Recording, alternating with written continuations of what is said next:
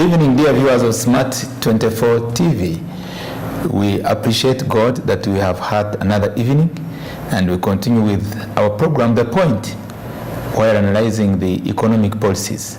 My name is Dr. Joseph Tindeba, and I come with a topic of discussion, the state of Uganda's economy and social market economic principles. We look at a question: how best social market economic principles improve Uganda's GDP, gross domestic product. It's a pleasure to have a special guest from Cavendish University. She is Dr. Faith Ahabiona Mugisha, and she's the Dean Faculty of Business and Management.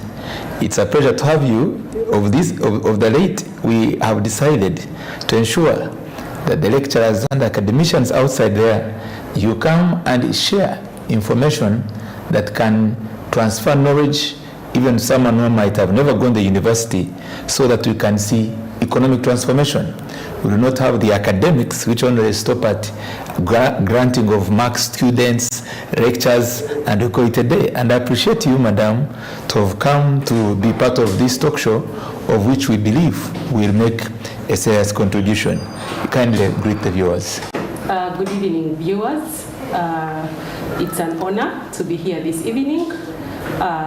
Thank you, Smart 24 TV, for this opportunity, and thank you so much, moderator Dr. Tindeba, for giving us an opportunity. As you said it, it's time that the academia goes to the marketplace. It's time that the academia goes to the industry. It's time that we have a debate that will shape what we are doing in the academia and how we believe that we have a contribution in what is going on around us, in what is going on in our country, in what is going on in our economy, so that we do not miss the point. And also, we show the relevancy that us in the academia have towards solving the challenges and the economic transformation needs of our countries. Thank you so much. Thank you so much. We appreciate that you were able to come. We are very much concerned with the state of our economy and the state of Uganda's economy. Our aspiration continues to be a middle-income earning country whose GDP is ranking among the best. And there are some of the pertinent unresolved debate that would like to have insight through our discussion. At times, to a common Ugandan, when you talk about the gross domestic product, it seems to be, not matching to what we see on the ground. But initially, we expect that when we refer that Uganda is growing, its economic growth is maybe better, it should match with the livelihoods of the people.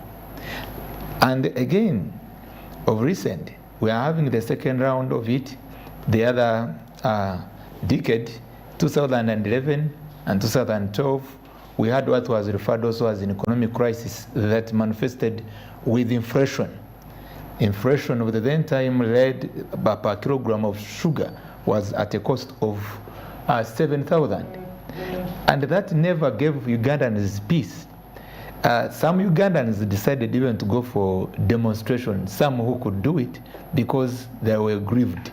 That was a social grievance. Now we're in the time of COVID.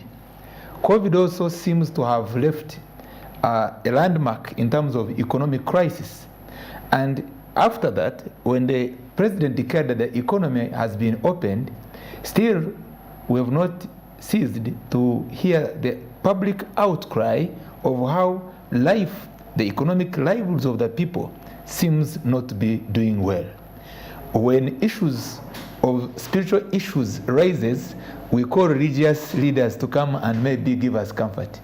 And when also issues that are technical in nature, calling for economic interpretation, we also call the academia and the academicians to come and give us maybe the interpretation of this and the possible maybe way out that can address even the policymakers outside there and the fellow Ugandans, countrymen and countrywomen who are in the economic production chain. Here we are, and we are looking at how best social market economic principles can improve Uganda's GDP. We are looking at the state of Uganda's economy. What's the hope that we should give to Ugandans? Should we continue to talk about the economic challenges based on the reports? Some are political reports, others are technical reports, and one of which is that the inflation we are facing, the economic hardships that are roaming around, is because of it's imported inflation and it's because of Ukraine war. I wouldn't want us to rely much on that. Uganda, before Ukraine war was here, we still had poverty-related challenges. And here we come to look at how we can maybe give information to Ugandans to know why the state we are in indeed is the state we are in, and maybe how we can take good steps to build our economic livelihoods. It's a pleasure to have you and receive your package, Madam. Oh my God, that is really, really like a very packed question and submission, and I'm excited to contribute. I mean, I want to categorically put it that I don't have the solutions for everything, but me, from an academic point of view, I have my own insights on a couple of issues that you have raised. And I mean, this is a debate. In academia, we believe that it's a debate. It keeps on going until a solution is actually found. And of course, the fact that we have an opportunity to debate, that is the starting point for us to come up with a solution. So for the viewers this evening on call online, I would like to start by trying to dissect. I always believe that basic is simple, and something that is simple will be well understood by the viewers, and everyone will actually get to understand the storyline of how we get to be here. So I want to go back and take us back to a simple class that we always do when people join university. And now, in the pleasure that I have an opportunity to have a mini class here, allow me, moderator, to use this opportunity to take us backwards. And I say, yes. What do we mean when we talk about economics? We are saying economics is the allocation of scarce resources. Now, out of that economics, that's where the word the economy comes from. In the economy, we look at the fact that I can't have everything that I need. Therefore, I will produce with what I have, I will sell it and buy what I cannot accommodate or what I don't produce. So now, with that mindset, the question is, why is it that over the times we hear about the GDP, as you put it? What is the GDP? The gross domestic product. How does this come into place? The gross domestic product ideally is extracting or portraying or showing what we produce in terms of value as a country. Now, that includes a couple of things. If you're interested, we could discuss that as we go on. But we also have something that we take a notch further, which we call the GDP per capita, where we always look at this gross domestic product or the worth of wealth of a country in regard to an individual. If we divide all that gross domestic product to an individual, what is the computation like? Now, as I speak right now, as per the statistics of end of 2021, our gross domestic product per capita was around $851 US. Now, if you look at that and you look at the ranking for the whole of Africa, which roughly has 55 countries, you notice that we are the 16th from the last. So we're actually from the last. Oh. Yes. So we are actually not even at the top. So I request that for this discussion, I want crossover into whether we are in the middle income country or not, because that's also another debate, because our income is way down the line if we just compare with Africa. But of course, that's not the yardstick. There are other basic considerations. Now, going deeper into your question, over the years, over the times, especially this year, we've had so much challenge in regard to inflation. If I could actually make it very basic and very simple, I would like to define what is inflation in a layman's language. Inflation is uncontrollable rising of prices. Uncontrollable rising of prices. And this inflation is actually at different levels. At micro level, where you say at an individual level like me, a consumer, my inflation will be affected by, of course, the inflation that is above me, the macro, and whatever is happening in the market. Remember, when we talk about market systems, we have what we call the free trade, which is where we have the factors of demand and supply ideally running the prices or helping to determine the prices in the market. Now we are saying that when it comes to a point that instead of the prices in the market being at a level which can be afforded by people, but they just keep on skyrocketing, then we get back and we're asking why? And that is what we are calling inflation. Now breaking this down further into something, a normal or a Ugandan state of exactly, economy can understand. Now I'm trying to dissect this to an individual point of view so that I can easily connect it to the national point of view. So to an individual, the individual is coming up and saying, hey, the prices are so high. The question is what prices? We have we have different types of inflation. What are these types? We have fuel inflation, we have food inflation, we have so many runaway inflation, so many types of inflation, depending on what you can call it. But the question is, as you went deep into your question, you were saying, what is the driver? Because this driver is actually affecting the way things are happening in the economy, isn't it? Very much. We can no longer purchase as much because the prices have gone so high, so uncontrollable that, remember, we are not earning as much as we are able to spend. The shilling I had today is able to afford me very little compared to what it afforded me before. That's and if we even go deeper behind, just a quick review, at the beginning of the year, for example, food inflation was at 3%. As it stands right now, we are closing into 9%. 9? Yes. Oh, that is serious. Fuel inflation has rose up almost to 200%. 200%? Yes. So you want to think and ask yourself, which one should I chase? So now we are saying that at this point, it would be very important that even as we try to dissect the state of the economy, for us to understand currently what are the major drivers of this inflation. Now remember, this is part of my research, this is part of what I teach, and part of what I've analyzed before. Yes, please. Now I'll start by taking an example of what you have just said about the Ukrainian war. The Ukrainian war is as old as November. Yes. Last year. That's right. You get? Yes. How come last year to early this year, we were not feeling the pinch?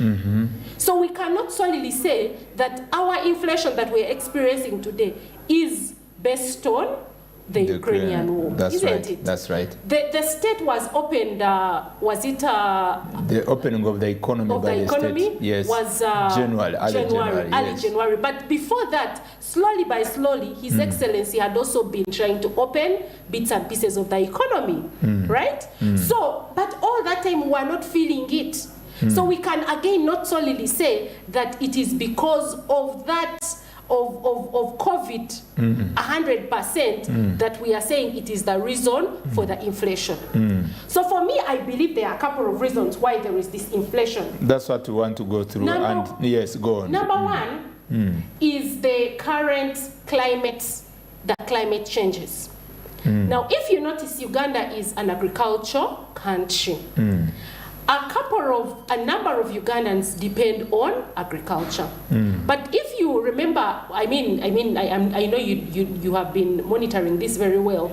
We've had one of the longest dry spells that we had not experienced. And you could talk about everything to do with global warming, you could talk about anything to do with poor agricultural practices, you could talk about, we've studied this for quite some time, isn't it? Do you think this has a role to play in terms of food inflation? We have not grown food for 7 months, but yet every day the population must feed. Why aren't we growing food?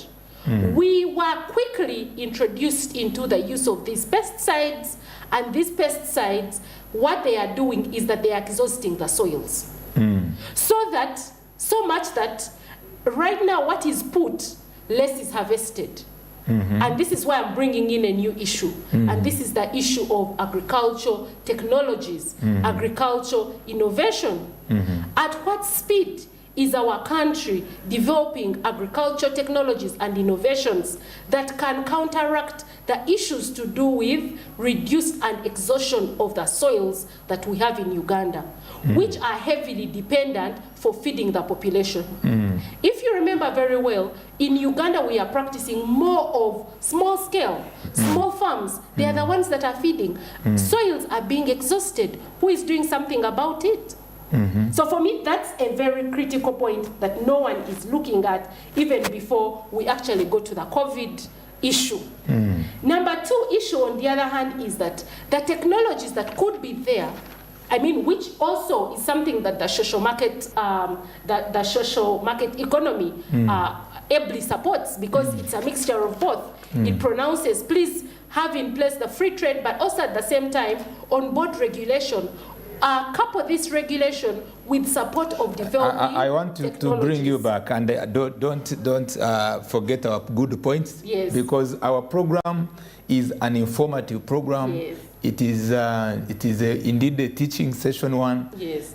Even some of our students who may be in lectures who are part of either the discourse of studying economics, yes, they can benefit. The policymakers benefit, and those even who didn't go to school. Yes.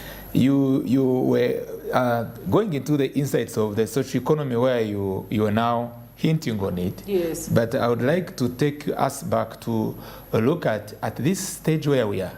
Having said all this and continuing to say much more other points that we like to outline, what is this? What is the instance? What is the central features of the social market economy?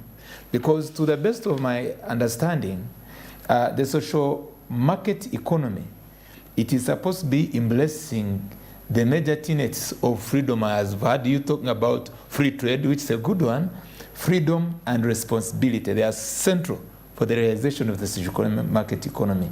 And again, we have a good example, one of the country, that is Germany. It has a success story of the social market economy. But we are facing, in the midst of this crisis, we are facing a scenario where the state of Uganda economy is not clearly defined. When I say it's not clearly defined, dear viewers and listeners, what do we mean? As I go back to our guest, there are extremes or situation of centralist socialism, as you can remember, the number of economic theories and ideologies.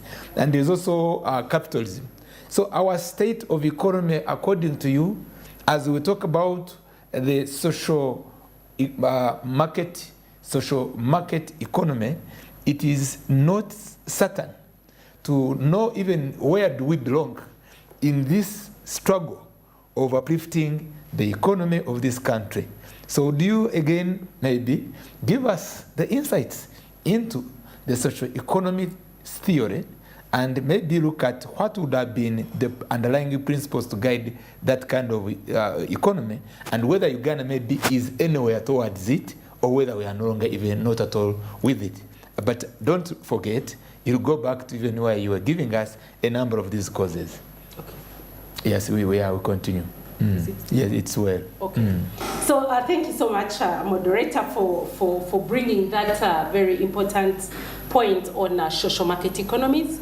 So if I could again try to say something about social market economies, this is something that was popularized by Christian Colin in I think 1948 in the federal state of Germany. And the idea behind popularizing this is that was to strike a balance between market economy and social justice. Yes. And I'm glad you have highlighted the key pillars and the key principles in a functional social market economy. So as you've put it, when this is at the force, is at the stage, key things must be in place. One, the state must guarantee social and economic order. Yes, they let the free market to operate, but it operates up to a certain point. And in that certain point, there must be state guarantees. There must be economic order, whereby there is strong regulation or a strong regulatory authority. And this evolves from the onset, from the start. Now, in this social market economy, there are clear advantages that the government enjoys or that the populate enjoy. For example, the populate will not be short of accessing affordable necessities.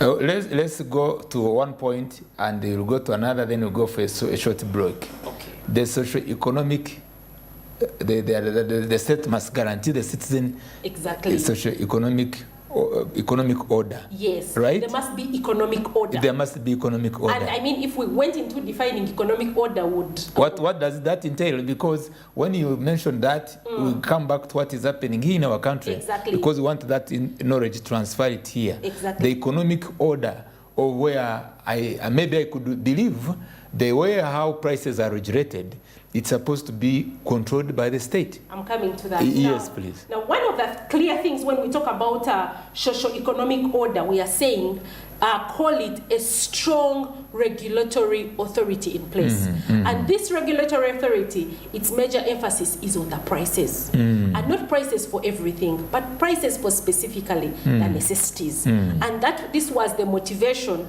of Germany at that time.